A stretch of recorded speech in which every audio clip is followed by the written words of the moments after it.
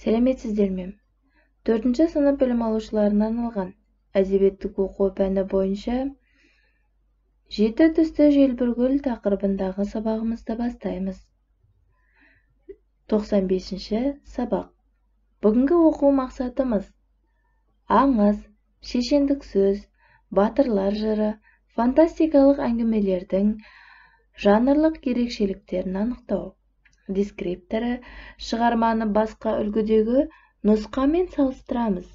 Шығарманы басқаша құруды үйренеміз.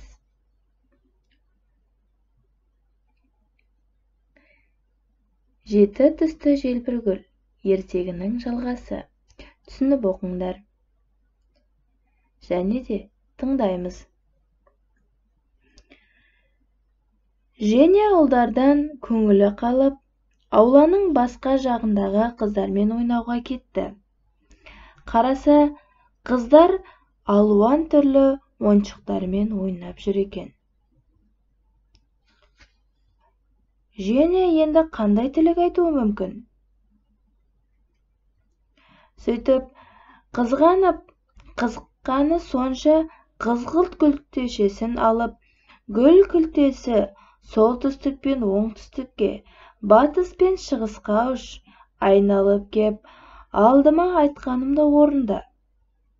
Осы жерге түс. Жер бетіндегі барлық ойыншық менікі болсын дейді.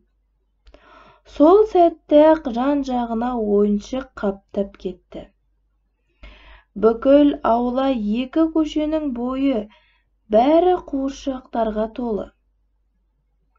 Бұған басында қуанып, содан кейін қаптаған ойыншықтардан сасқалақтап, Женя не істерін білмей, күлгін күлтешесін ала салып, лақтырып жібереді де, гүл күлтесі солтүстік пен оңтүстікке, батыс пен шығысқа ұш, айналып кеп, алдыма айтқанымды орында. Осы жерге түс. Барлық ойыншық дүкенге қайтсын деп жалынады. Сол сәтте-ақ ойыншықтар зым-зия жоғалады. Женя қолындағы гүліне қараса, жалғыз күлтесі қалыпты. 6 күлтешесін мәнсіз жұмсап қойыпты. Ол басқа серуенге шығып еді, қақпаның алдындағы орындықта сүйіп-сүйкімді бала отыр екен. Бұзық бала емес сияқты деп ойлаған Женя онымен таныспақшы болды. Атың кім? Ветя.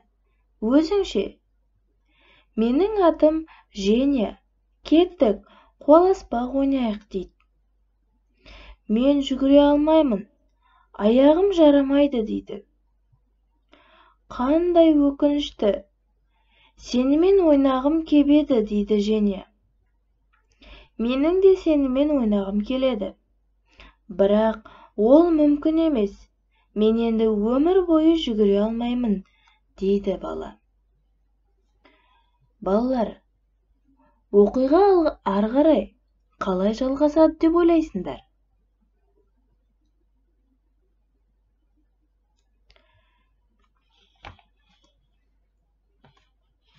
Ол айтады: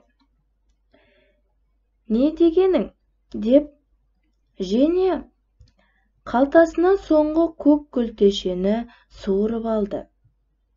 Бір сәтте көзін басып тұрды да, күлтешені саусағына қысып тұрып, дірілдеген нәзік даусымен: гүл күлтесі солтүстік пен оңтүстікке, батыс пен шығысқа ұш, айналып кеп, алдыма айтқанымды орында.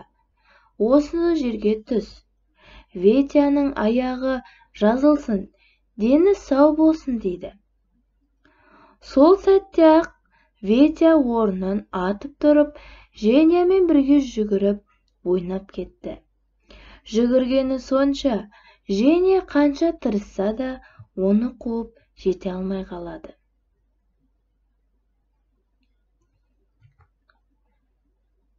Ендеше балалар, мына сұрақтарға жауап беріңдер.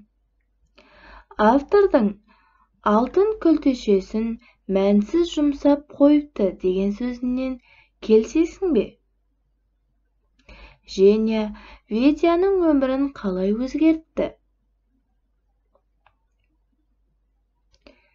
Және анықтап көріңдер. Ертегіде кейіпкердің көңіл күйі қалай өзгерді? Оқиғаларды реті бойынша есіңе түсіріп әңгімеле.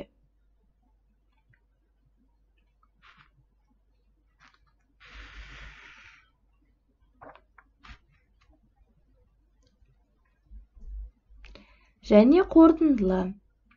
Ертегінің негізгі ойын мақал-мәтелмен байланыстырып пікіріңді айт. Жақсы ісімен жақсы. Мәтін мазмұны бойынша жоспар құрып жаз. Осылы тапсырмалар бойынша кері байланыс жасаймыз. Ендеше бүгінгі сабағымыз аяқталды. Сау болыңыздар.